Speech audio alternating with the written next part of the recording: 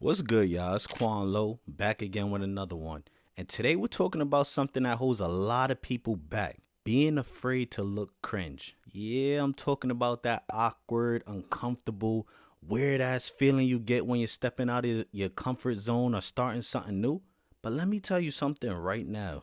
If you want to win, you gotta embrace the cringe. And now, me personally, I understand how hard this could be. For me, talking to a camera for the first time, mad cringe. But here's the thing, not everything is gonna feel natural when you first start, especially if it's something new. So think about all those big brolic dudes in the gym walking around all Aki. They didn't know what they were doing when they first picked up a weight. They probably were looking awkward as hell. But eventually, with time, practice, and consistency, they got stronger, they got more confident, they got more knowledgeable, and now they out there benching buses and nah, I'm dragging it, but the same thing applies in life, right? Practice makes confidence. But here's the thing. When you're first starting out, especially something new, especially if you're rebranding yourself or chasing a different vision, people aren't always gonna get it. And some of them aren't supposed to. And that's okay. Let me hit y'all with a little story real quick and it'll all make sense.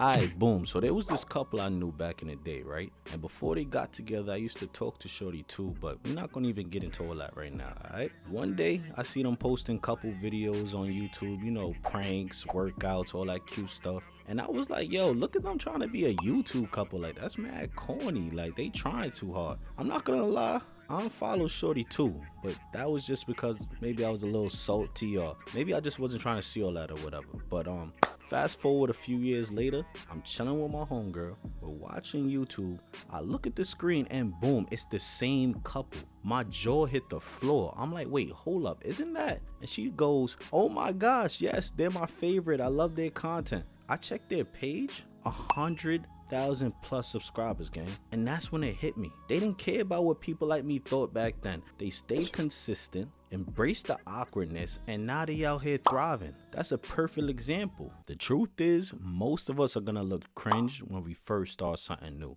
That's just the game. But you can't let that stop you. And you're not gonna be the best on day one.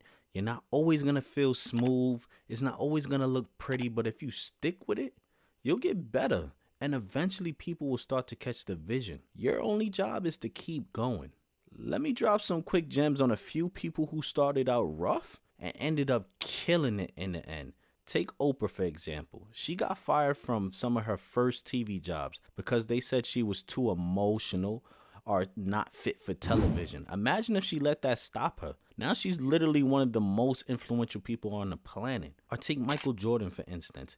He didn't make his high school varsity basketball team the first time he tried out. People thought he wasn't cut out for the game. Now he's literally one of the GOATs. The point is, it doesn't matter what people think in the beginning. What matters is how you respond and how hard you're willing to work and how hard you're willing to improve. Those are the things that really matter in the end.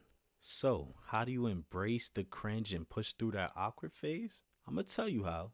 I got a few tips to get you right. Starting with tip number 1, start before you're ready. Waiting for the perfect time is just a mental trap. Just start. Post that video, drop that songs, do whatever it takes to make that first step, no matter how rough it feels. Tip number 2, focus on progress, not perfection. Perfection is the enemy of progress. Just focus on getting better each day. Tip number 3, ignore the naysayers. There will be people who don't get it, and that's fine. They're not your audience. Just keep pushing until you find the people who are.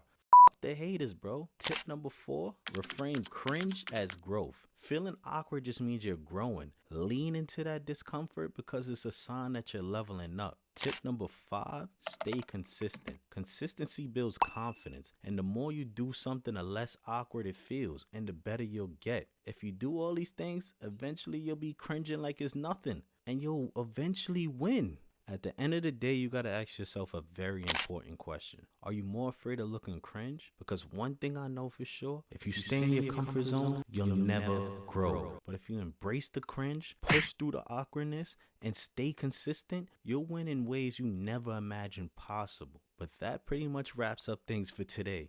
If you resonated with this video, found it knowledgeable, I'd appreciate it if you could hit that like button, share it with someone who needs to hear it, drop a comment about something you're pushing through right now, and don't forget to subscribe so you can hear more real talk and more actionable advice. Until next time, keep creating and don't be afraid to be a little cringe out there.